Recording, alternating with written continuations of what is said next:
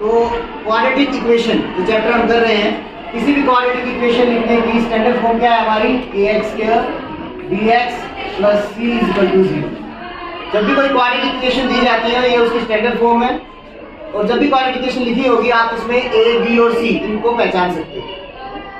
तो अब हम ये सीख रहे हैं कि मिडल टर्म स्प्लिट करके जैसे हमने रूट्स फाइंड आउट करना सीखा, उसके अलावा हम कैसे रूट्स फाइंड आउट कर सकते हैं। उसके लिए हमारे पास एक फार्मूला और है जिसे हम कहते हैं क्वाड्रेटिक फार्मूला। इस क्वाड्रेटिक फार्मूला के लिए आपको क्या करना है, कोई भी जो गिवन इक्वेशन है आपके पास, जैसे हमने एक इक्वेशन कंसीडर कर लिया अपने आप, मैंने एक क्वाड्रेटिक इक्वेशन कंसीडर कर ली, तो सबसे पहला काम है उस क्वाड्रेटिक इक्वेशन को स्टैंडर्ड इक्वेशन जो है क्वाड्रेटिक इक्वेशन उसके साथ कंपेयर करो, और कंपेयर करके a, b और c ये तीनों जो हमारे कोफिशिएंट्स हैं और एक कांस्टेंट टर्म, इनकी वैल्यूज पता होनी चाहिए कंपेयर करके। अगर ये वैल्यूज हमें पता चल गई है, अगर कोई पार्ट किसी क्वाड्रेटिक इक्वेशन में नहीं है, मान लिया ये bx वाला नहीं है, तो b की वैल्यू क्या ली जाएगी, 0। अगर c वाला पार्ट नहीं है तो उसकी वैल्यू क्या ली जाएगी, 0। हाँ, a किसी भी क्वाड्रेटिक इक्वेशन का 0 के इक्वल नहीं होगा, a can be equal to 0, क्योंकि अगर a वाला कोफिशिएंट 0 हो गया तो फिर तो वो क्वाड्रेटिक इक्वेशन होगी ही नहीं। ये सेकंड डिग्री वाली टर्म तो खत्म हो जाएगी, सेकंड जो पावर वाली टर्म है तो खत्म हो जाएगी, तो वो क्वाड्रेटिक इक्वेशन होगी नहीं। तो a 0 हो नहीं सकता, b और c में से कोई 0 हो तो ले सकते हैं, अगर वो नहीं दे रखा है तो।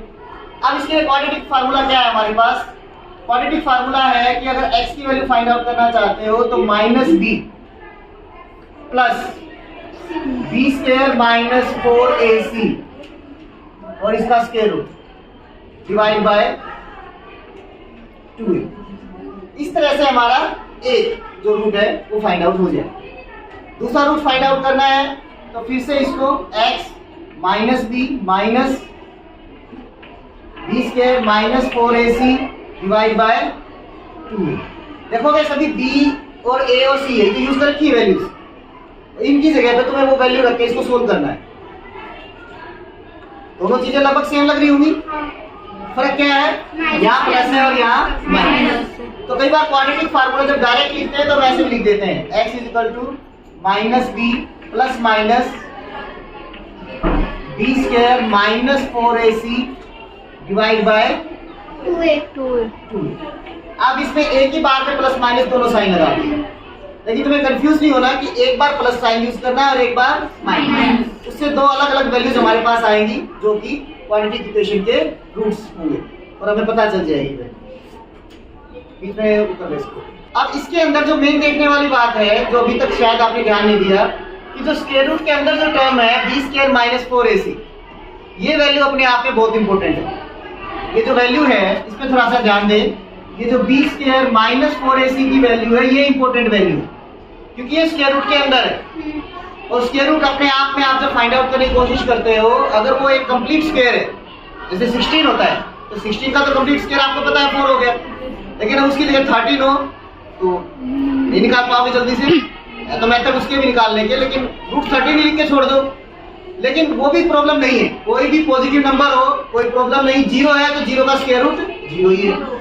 लेकिन अगर कोई नेगेटिव नंबर आ जाए, b² - 4ac की वैल्यू लेस देन 0 हो जाए, लेस देन 0 का मतलब नेगेटिव वैल्यू, और किसी नेगेटिव वैल्यू का स्क्वायर रूट हम फाइंड आउट नहीं करते, किसी नेगेटिव वैल्यू का स्क्वायर रूट नहीं फाइंड आउट करते, वो हम नहीं करने वाले। अगर ऐसा कुछ आता है किसी का तो हम कहेंगे इस इक्वेशन के रूट्स नहीं होंगे, नहीं फाइंड आउट कर सकते, ठीक है। हम क्या कहेंगे, नो रियल रूट्स, इस इक्वेशन के रियल रूट्स है ही नहीं, रियल रूट आएंगे नहीं, तो ऐसी वैल्यू रियल होती ही नहीं, किसी नेगेटिव नंबर का स्क्वायर रूट रियल वैल्यू नहीं होती, ये ध्यान रखना किसी ने।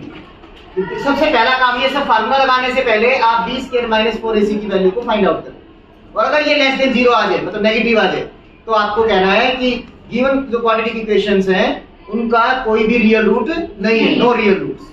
आए समझ में? हाँ, तो उसकी पॉसिबिलिटी क्या है कि ये जो है पॉजिटिव आ जाए, पॉजिटिव आ जाए तो कोई प्रॉब्लम नहीं है, तो अच्छी बात है। इसका मतलब ये होगा कि उसके रियल रूट्स होंगे। रूट्स कैसे होंगे? रियल। रियल के साथ साथ वो डिस्टिंक्ट, डिस्टिंक्ट का मतलब अलग अलग, डिस्टिंक्ट रूट होंगे उस टाइम पे, अलग अलग रूट्स होंगे, ठीक है।